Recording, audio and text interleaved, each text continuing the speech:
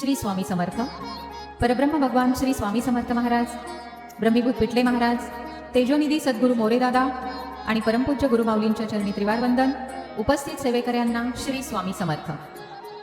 आज आपण या ब्रह्मांडाचे चालक पालक मालक असलेल्या परब्रह्म भगवान श्री स्वामी समर्थ महाराजांच्या इच्छेने सुरू असलेल्या मूळ गुरुतत्वाची अनुभूती आणि गुरुप्रणित मार्गाची पूर्वनियोजित रचना समजून घेण्याचा प्रयत्न करणार आहोत. सृष्टिकर्ता ब्रह्मा, 14 भुवन आणि वडवाग्नी ज्यांच्या उदरात सामावले असे विष्णू आणि काळांचेही काळ हलाहल विष प्राशन करणारे असे रुद्र, या त्रिदेवांची भूक शमवण्याचे सामर्थ्य ज्या सतीमध्ये होते त्या माता अनसूया निमित्त बनल्या श्री दत्त अवतारासाठी. अवताराचा मूळ उद्देश हा धर्माचे रक्षण करून दुःखी पीडितांचे दुःख दूर करणे, विकार अज्ञान दूर करून मानव घडवणे हा होता. पुढे पिठापूरला माता सुमतीच्या पोटी जन्म घेतला आणि श्रीपाद श्रीवल्लभ स्वरूपात अनेक शरणागत दुःखी जीवांचा उद्धार केला.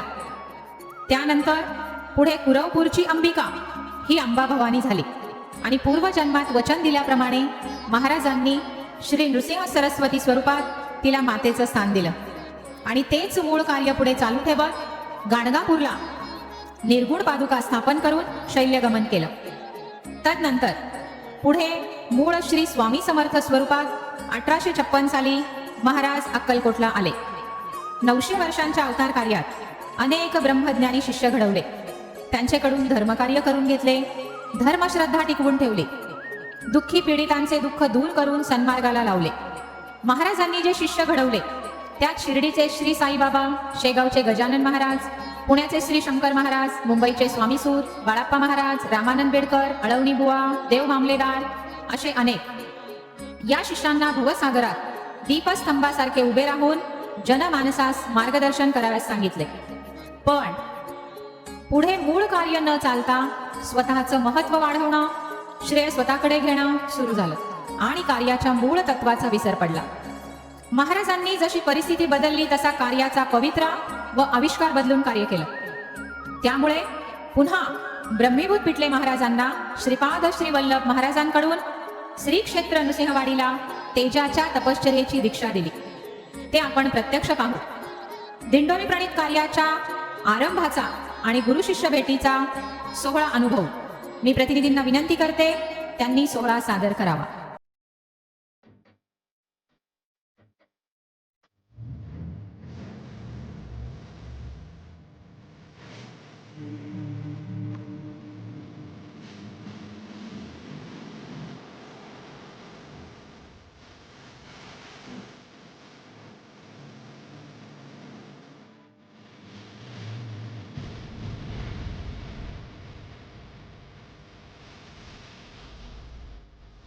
आजपासून तुझे नाव गाव पुसले.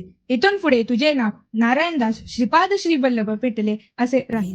मूळ उद्देशाच्या नवनिर्मितीसाठी तेजाच्या तपश्चर्याच्या काळात जर कुणी अर्थपीडित आला तर मीच पाठवलेला जीवात्मा समजून त्याच्या दुःखाचं निराकरण करावं. उपासना, उपाय देवत, हिंमत, धैर्य, दिलासा देऊन त्याला मार्गस्थ करावं. या काळात देवता जरी समोर येऊन उभ्या राहिल्या तरी मीच पाठवलेल्या जीवात्म्याला प्राधान्य देऊन कार्य करावं. यापुढील प्रचंड आध्यात्मिक कार्यासाठी तप काळात तुझ्याकडे एक अर्थ विवह जिज्ञासू रामभक्त येईल.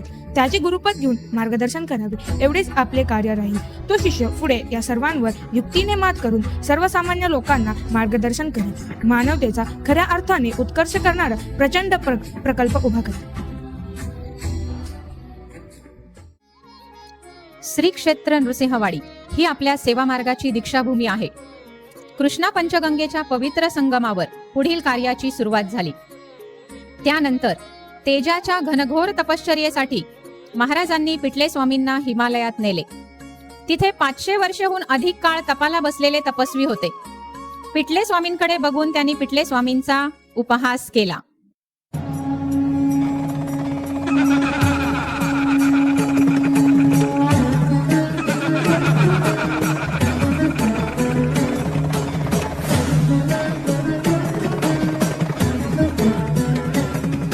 यांच्याकडे लक्ष देऊ नकोस. हे मोक्षासाठी म्हणजे आत्म उद्धारासाठी तप करत आहेत, पण तुला मानव जातीच्या कल्याणासाठी तप आणि जनजागरण करून संभ्रमात असलेल्यांना हिंमत, धैर्य देऊन उभं करायचं आहे.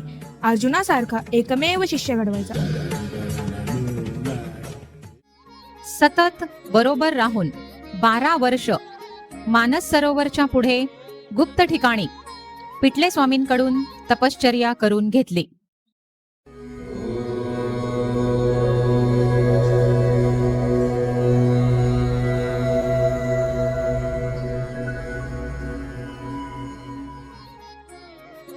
एक दिवस महाराज म्हणाले, आता पुढची तपश्चर्या कुशावर्त, नील पर्वत आणि गंगा यांच्या सानिध्यात राहून लोकसंपर्कात राहून करायची. जाताना आई भगवतीचे दर्शन करून सुरुवात करायची. महाकालीने स्वतः रचलेले महाकाली स्तोत्र तुला दिले आहे. ते अर्थ भक्तांच्या आणीबाणीच्या काळात रक्षण करेल. ते मुक्त हस्ते द्यावं. महाराजांच्या आज्ञेप्रमाणे नाशिकच्या बेळेवाड्यात आरत्या, मार्गदर्शन व प्रश्नोत्तर हे कार्य सुरू ठेवले.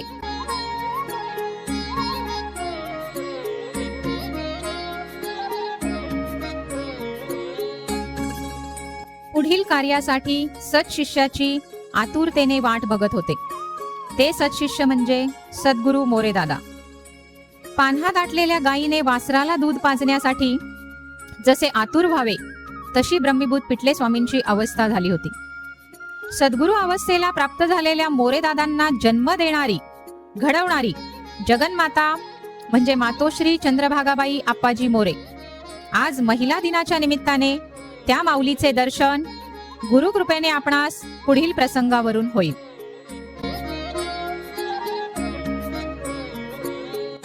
मातोश्री चंद्रभागाबाईंच्या संसार वेलीवर फुलं उमलली. कन्यापुत्र जन्माला आले. सुखाची परमावधी होती.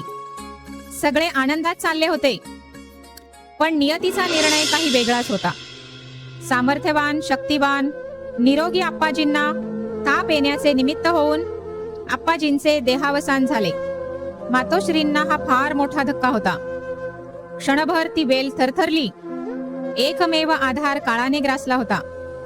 मुलगी 3 वर्षाची आणि खंडेराव म्हणजे सद्गुरू मोरेदादा 6 महिन्याचे असताना पितृछत्र हरपलं.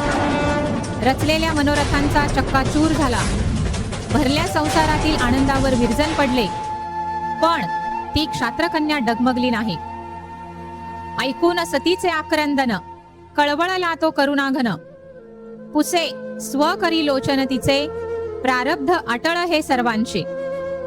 प्रसूतीवेळी घोड्यावरून येणारे खंडेराव म्हणजे सज्जनांना हिम्मत, धैर्य देण्यासाठी जन्मास आलेले सद्गुरू मोरेदादा हा एकमेव आशेचा किरण डोळ्यासमोर होता.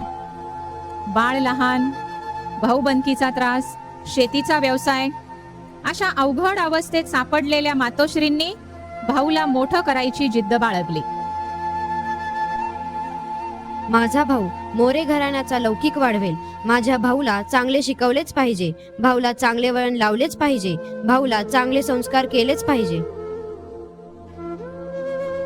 शेती व्यवसायाचा पसारा सांभाळून आईचे आपल्या भाऊवर लक्ष होते. असे दिवसामागून दिवस जात होते. भाऊ आता 10 वर्षांचे झाले होते. मोरेदादांच्या मूळ स्वभावातच ईश्वर शक्तीचा अंकुर वाढत असल्यामुळे भविष्यातील सद्गुरूचे गुण बालपणातच दिसू लागले. रामरक्षा, विष्णू सहस्त्रनाम, गीतेतील अध्याय अस्खलित म्हणायचे. आई आणि रामदासी गुरुजींसारख्या सज्जनांचे लक्ष होतेच. आता इथे काळाला सुद्धा माघार घ्यावी लागली. त्या परमात्म्याच्या नियोजनासाठी प्रारब्धावर मात केली गेली. आई शेतात काम करत होती. कामाला बायका माणसे असायची. गाय, बैल, बारदाना मोठा व्याप होता. शेतकऱ्याला काय म्हणून लागत नाही. अशीच कामाची धांदल चालली असताना एकाएकी वादळी पावसाचे थैमान सुरू झाले. 4 दिशा कोंदाटल्या. दिवसा अंधारून आले. कोणालाच कोणाचा पत्ता नाही. विजेचा कडकडाट सुरू झाला. माणसे मिळेल त्या निवाऱ्याला जाऊन उभी राहिली आणि अचानक एक फार मोठा विजेचा लोळ आईच्या दिशेने आला. एक भयानक किंकाळी. आई खाली कोसळल्या. त्या आवाजाने, प्रकाशाने सर्व माणसे भेदरली. सर्वांनी आई कोसळल्या त्या ठिकाणी धाव घेतली. आई हालचाल करत नव्हत्या. देह काळा पडला होता.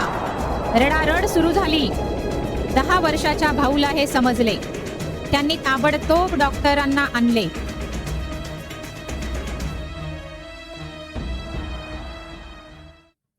डॉक्टरांनी औषध दिले.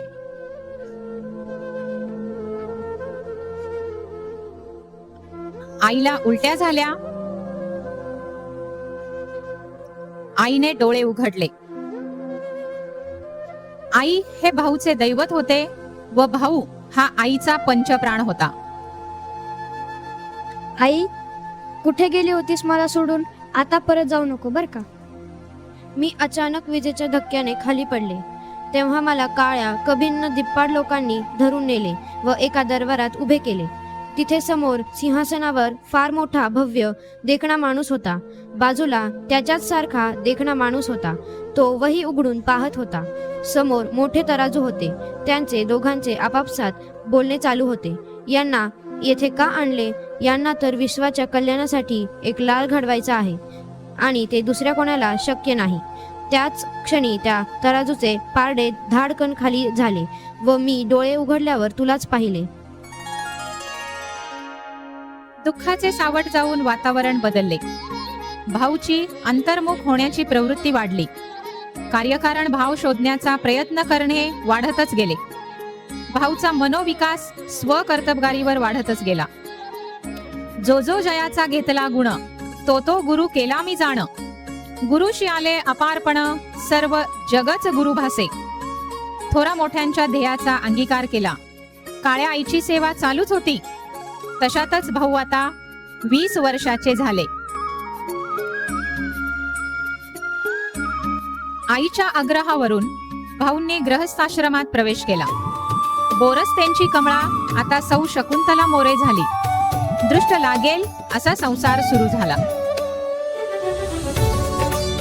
दिंडोरीचे सरपंच, होमगार्ड कमांडर, अनेक महत्वाच्या खात्यांचे अध्यक्षपद या सर्व जबाबदाऱ्या एक निरपेक्ष समाज कार्यकर्ता म्हणून पार पाडल्या. अनेक गोरगरिबांची लग्ने जमवली. दुष्काळात स्वतःच्या उसाची पर्वा न करता गावाला विना मोबदला पिण्यासाठी पाणी पुरवलं. ऐशी कळवळ्याची जाती करी लाभा विन प्रीती. हे सगळं सुरू असताना अंतर्मनात कुठेतरी सद्गुरूची ओढ लागली होती. याच अवस्थेत अचानक तुळजापूरला गेले. कुलदेवतेपुढे अन्न पाणी न घेता 7 दिवसाचे अनुष्ठान केले. आईसाहेबांनी मनातला भाव जाणला आणि प्रत्यक्ष आईसाहेब म्हणाल्या, आजपर्यंत केलेले फुकट जाणार नाही. लोकांना कुलदेवतेची माहिती नाही. कुलदैवत, गोत्र, वंश काहीच माहिती नाही. आपले कुलधर्म माहीत नाही. राजा शिवछत्रपतीस मी सुचवले होते. त्यांनी 6000 क्षात्रकुलांचे कुलगोत्र, वंश, कुलदेवता, कुलदैवत, लग्नातील देवक असे संकलन करून घेतले. पण पुन्हा गोंधळ झालेला आहे. त्याचे पुन्हा संकलन कर.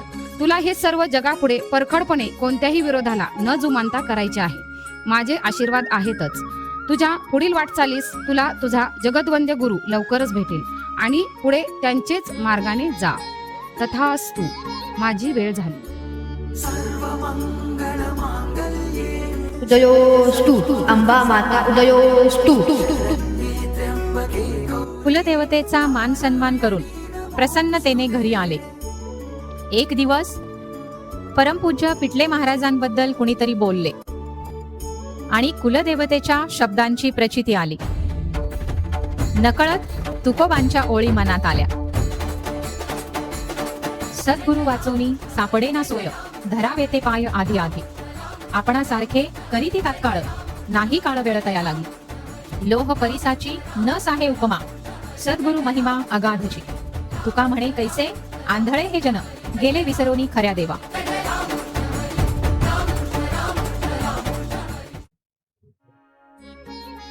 मोरे दादा एका गुरुवारी सद्गुरु पिटले महाराजांच्या निवासस्थानी गेले.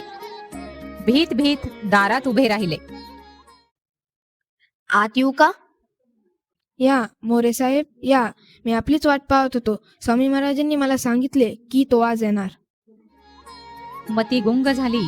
महापुरुषास दिसत नाही, आपली ओळख नाही. तेवढ्यात आपल्या मागील एक दिव्यशक्ती सांगते की यांना आपल्याकडे सामील करून घ्या. साष्टांग प्रणिपात केला. डोळ्यात पाणी तरळलं. भावविवश अवस्था झाली. महाराज म्हणतात, यांची गुरुपद घेण्यापूर्वी त्यांच्या आईची गुरुपद घ्या, कारण त्यांना वाढवण्यासाठी तिला यमाकडून सोडून आणले आहे आणि जी रामाची सेवा केली आहे त्या सेवेवर पाणी सोडतो असे वचन दिले पाहिजे. महाराज क्षमा करा, मी अज्ञान लेकरू आहे. मी गोंधळून गेलो आहे. मला थोडा अवधी द्या.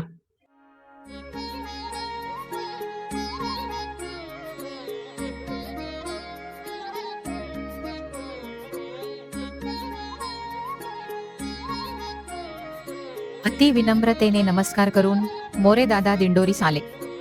दिव्यत्वाची प्रचिती आली होती. झोप लागेना, काही सुचत नव्हते. रात्री कुलदेवीने सूचना केली. आईसाहेब म्हणाल्या, तू योग्य ठिकाणी गेला आहेस, त्यांना होय म्हणून सांग. प्रभू रामचंद्र म्हणाले, गुरु ही विश्वातील फार मोठी शक्ती आहे. श्री स्वामी समर्थ हे तत्व आहे. आता श्री स्वामी समर्थ म्हणायचे आणि लोकांनाही तेच सांगायचे. मग संशय फिटला. फळे फुले घेऊन नाशिकला गेले. आपली आज्ञा शिरसावंद्य आहे. पूर्वीच्या सेवेवर पाणी सोडतो. बाळाला क्षमा करावी, सनात करावे. येत्या श्री दत्त जयंतीस आईला बरोबर घेऊन या.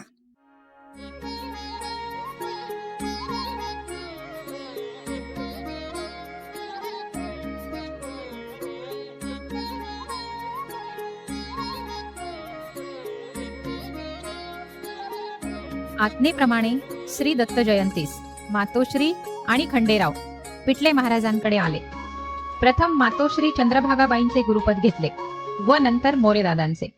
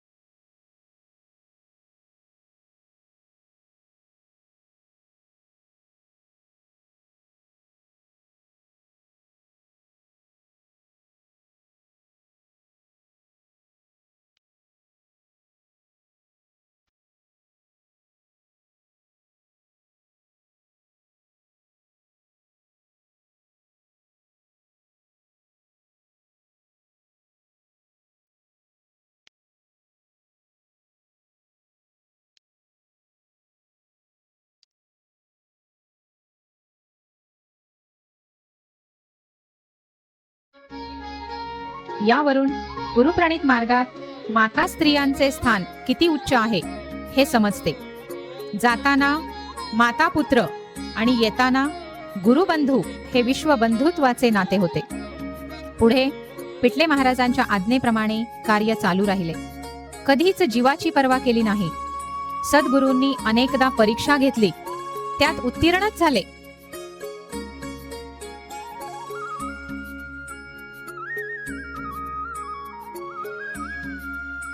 स्वामी चरित्र छापून घेतले.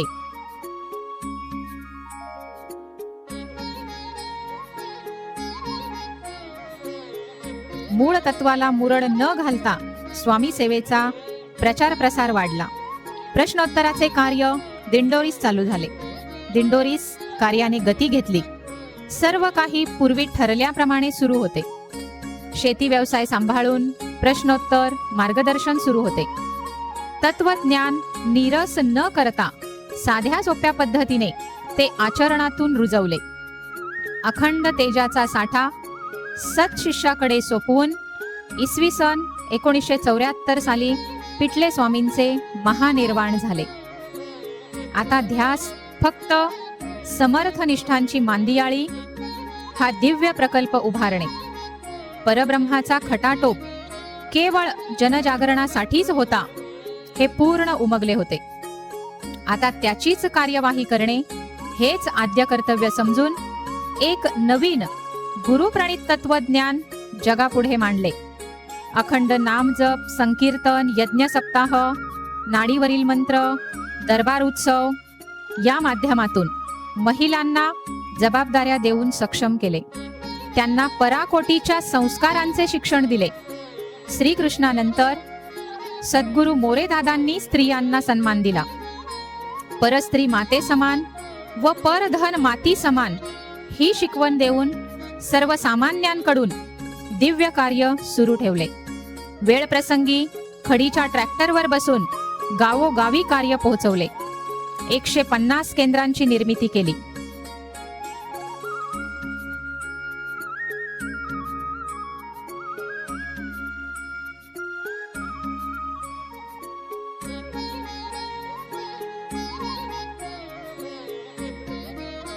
कार्याचा विस्तार वाढतच गेला, पण देहाला काळाची मर्यादा असते. वैशाख शुद्ध द्वादशीला सद्गुरु मोरेदादांचे महानिर्वाण झाले. पुढे परमपूज्य गुरुमाऊलींनी या कार्याचा विस्तार 7 समुद्रापलीकडे नेत 7000 केंद्रांची निर्मिती, 18 विभाग, दत्तधाम, आरोग्य सेतू निर्माण केले. आज परमपूज्य गुरुमाऊलींच्या छत्रछायेत करोडो सेवेकरी या आध्यात्मिक अनुभूतींचा आनंद घेत आहेत, दुःखमुक्त होत आहेत. कर्तुम अकर्तुम अन्यथा कर्तुम या उक्तीप्रमाणे कार्याचा विस्तार वाढतच राहील. आमच्या माता भगिनींनी भारतीय संस्कृती सांभाळली, रुजवली. ही संस्कृतीची धुरा त्यांच्याच हाती आहे. जे जे आपणासी ठावे ते इतरांसी सांगावे. शहाणे करून सोडावे सकल जन. गाव तिथे केंद्र, घर तिथे सेवेकरी. संस्कार केले ते संस्कृती टिकेल, संस्कृती टिकली तर धर्म टिकेल, धर्म टिकला तर राष्ट्र टिकेल.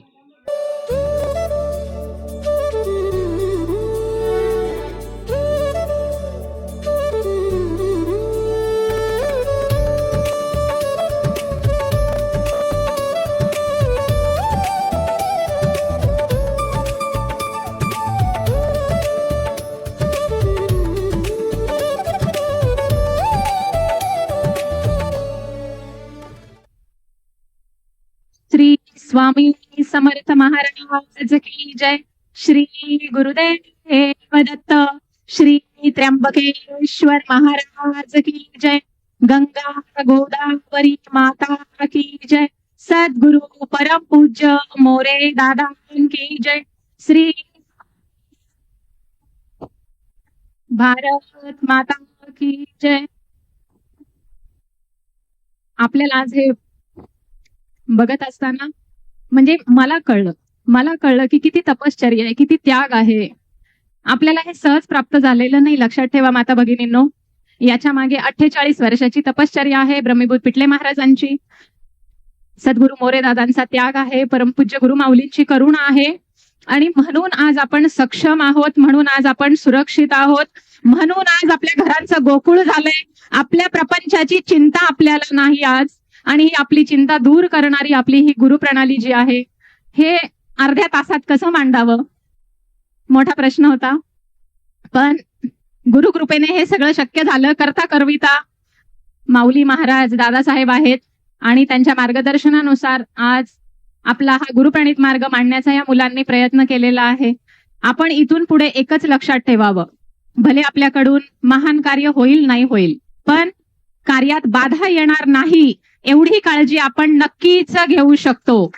कारण बुद्धिभेद झाल्यावर काय होतं, लोह परिसा रुसले सोने पणासी मुकले, असं सद्गुरु मोरेदादा म्हणायचे. परिसाला काही फरक पडत नाही, सद्गुरु हा परीस असतो.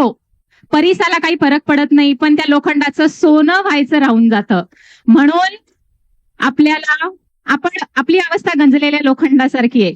लक्षात घ्या, थोडंसं आपल्याला लवकर जागं होण्याची गरज आहे. हा सगळा खटाटोप, हा अट्टाहास, हे सगळं आज याच्यासाठी आहे की आपल्याला ती जाणीव व्हावी आणि आपल्या गुरुचं आपल्यावर किती प्रेम आहे हे आपल्याला कळावं, यासाठीचा हा आजचा खटाटोप आहे.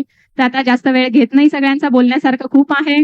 माता भगिनींना जे स्थान सद्गुरू मोरेदादांनी दिले ते या ब्रह्मांडात, या जगाच्या पाठीवर दुसरं कुणीच ना दिलं, ना देत आहे, ना देणार. हे फक्त आपले सद्गुरूच करू शकतात. म्हणून जे मिळालंय ते जपा आणि पुढच्या पिढ्यांना द्या, एवढंच या माध्यमाने सांगायचंय.